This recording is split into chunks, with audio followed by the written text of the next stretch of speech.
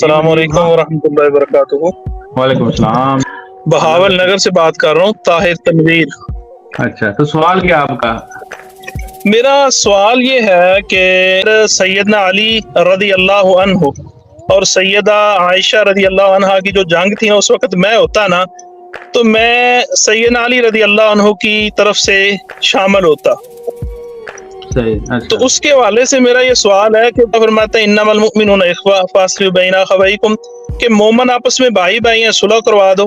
किताब तो ये कहती है कि जंग हो तो सुलह करवा दो, और अली भाई कहते हैं कि मैं सैयदना अली रदी अल्लाह अन्हु की तरफ से होता।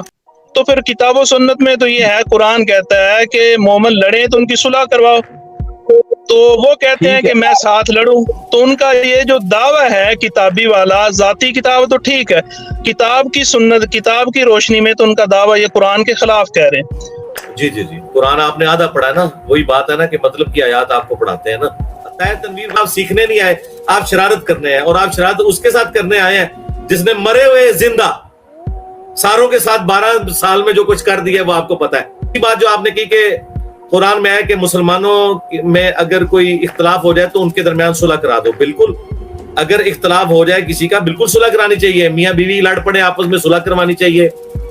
दो दोस्त लड़ पड़े, सुलह करानी चाहिए। लेकिन रेट ऑफ द गवर्नमेंट को जो चैलेंज करेगा, हाँ, जो जत्थे और पार्टी बनाएगा, जो टीटीपी बना के हमला कर देगा मौला अली के ऊपर, तो टीटीपी के साथ फिर वही होगा जो मौला अली ने किया।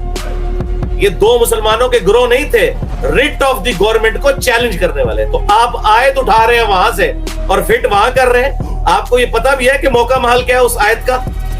हाँ, हजरत अली और मीर माविया बैठे होते एक कमरे के अंदर, और दोनों का इख्तलाफ हो जाता है कि बिरयानी पकानी है या चिकन पुलाव पकाना है, और वो आपस में इख्तलाफ करते हैं, हम सुलह करवा देते। लेकिन हजरत अली है खलीफा राशिद, और उनके खिलाफ एक बंदा बागी बन के खड़ा हो गया है, तो फिर किताल होगा। और पक्का ये है कि मुनकरीन ज़कात ने अल्लाह रसूल आखिरत खत्म नबूवत का तो इनकार नहीं किया था ना, सिर्फ ये कहा था कि अबू बकर को ज़कात नहीं देंगे। तो उस वक्त सहाबा किराम ने हजरत अबू बकर और मुनकरीन ज़कात की आपस में सुलह क्यों नहीं करवा दी? आप जैसे यानी वाबियु ज़ेन लोगों की मत तो इधर तक जाती है। इसलिए मैं कहता हूँ वाबी फिरके में फिक कोई नहीं है, बिल्कुल जीरो फिक है। तो मुनकरीन ज़कात और हजरत अबू बकर की सुलह क्यों नहीं थी करवा दी? वो क्या अल्लाह रसूल को नहीं मानते थे? हजरत उमर ने ये तो कहा था कि अल्लाह को मान रहे हैं, रसूल को मान रहे हैं, नमाजें पढ़ रहे हैं, इसका मतलब मुसलमान थे। सिर्फ ज़कात का इख्तिलाफ आया था, तो सुलह तो नहीं करवाई। हजरत अबू बकर ने तलवार से फैसला किया था, क्योंकि वो टीटीपी बन गई थी। तो हजरत अली के मुखालिफिन टीटीपी बने हुए थे, और वो कुरान में हुक्म है सूरह अल हुजरात में कि मुसलमानों का गिरोह बागी हो जाए फिर सुलह सफाई नहीं करनी, तलवार के जोर पे उन्हें सुलह पर आमादा करना है। जब तक अल्लाह के हुक्म पे वो वापस ना आए, उनकी गर्दनें काटनी है। ठीक हो गया? मैं लगा काफी तसल्ली होगी आप।